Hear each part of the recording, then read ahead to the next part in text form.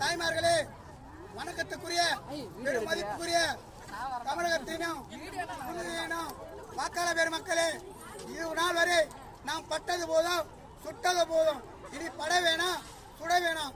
நமக்காக நம்மளை காக்கக்கூடிய ஒரு சக்தியாக விளங்கக்கூடிய மாபெரும் சக்தியாக தமிழகத்தின் வெற்றி கழகத்தின் தலைவரா, தானை தலைவரா, வருங்கால நிரந்தர முதல்வரா, பார்வை கண்கள் இரண்டாக இருந்தாலும் அவருக்கு பார்வை ஒன்று, தமிழகமும் ஒன்றுதான், புதுவையும் ஒன்றுதான்.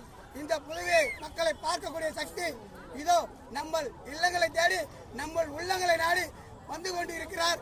நமது வேட்பாளர், உங்கள் வேட்பாளர், ஏழைகளின் வேட்பாளர், மக்களின் வேட்பாளர், நிரந்தர வேட்பாளர், படித்த மாணவ மாணவியின் வேட்பாளர், தொழிலாளரின் வேட்பாளர், அரசு ஊழியரின் வேட்பாளர், காவலாளியின் வேட்பாளர் அன்றெல்லாம் அழைக்கப்படும் ஒரே வேட்பாளர் உங்கள் வேட்பாளர் தளபதி வந்து கொண்டிருக்கிறார்.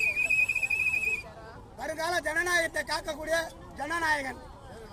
படத்தை நிறுத்தலாம், பாடத்தை நிறுத்த முடியாது. அனைவருக்கும் பாடம் கற்றுக் கொடுக்கதான் இதை வந்து கொண்டிருக்கிறார்.